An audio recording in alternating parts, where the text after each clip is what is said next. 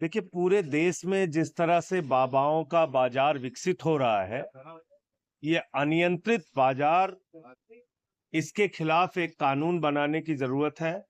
वाराणसी में आप नेता संजय सिंह ने प्रधानमंत्री और भाजपा पर बड़ा हमला करते हुए कहा कि नरेंद्र मोदी हिंसक विचारधारा को बढ़ाने का काम करते हैं। ये एक नहीं 1 करोड़ बार कहा जाएगा। भारतीय जनता पार्टी हिंसक विचारधारा वाली पार्टी है।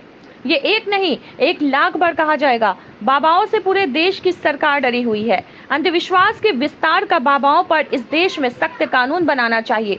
सरकार को इस पर ध्यान देना चाहिए। योगी सरकार को इस पर सख्त कानून बनाना चाहिए। सहारनपुर की घटना पर जिला प्रशासन से भी बार बार सवाल पूछा जाएगा। आपकी व्यवस्था कहाँ थी? हम लोग किसी कार्यक्रम की अनुमति लेते हैं, उसमें कुछ भीड़ ज्यादा हो गई तो लाठीचार्ज हो जाता है। उत्तर प्रदेश सरकार के स्कूलों में डिजिटल अटेंडेंस को संजय सिंह ने बच्चों के लिए अच्छा कदम बताया। शिक्षक स्कूलों में जल्दी पहुंचेंगे, बच्चों को देखिए, पूरे देश में जिस तरह से बाबाओं का बाजार विकसित हो रहा है, ये अनियंत्रित बाजार, इसके खिलाफ एक कानून बनाने की जरूरत है।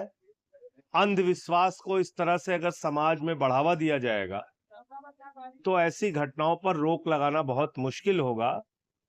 तो मैं समझता हूं कि पिछले कुछ वर्षों में जो घटनाएं देश भर में हुई हैं, उसको ध्यान में रखते हुए अंधविश्वास के विस्तार पर रोक लगाने का कानून देश में बनना चाहिए।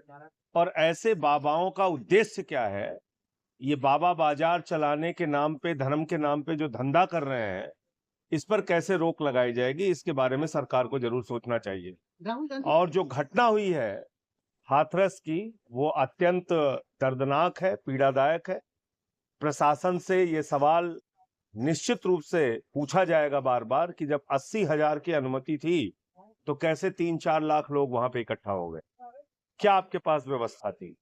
एम्बुलेंस आपकी कहाँ थी? पुलिस की सुरक्षा आपकी कहाँ थी?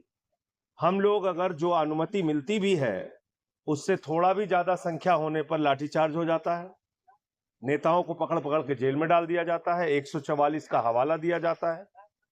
और ऐसे कार्यक्रम आयोजन आप कर रहे हैं, कोई प्रबंध भी नहीं कर रहे हैं और इतनी भीड़ इकट्ठा हो गई।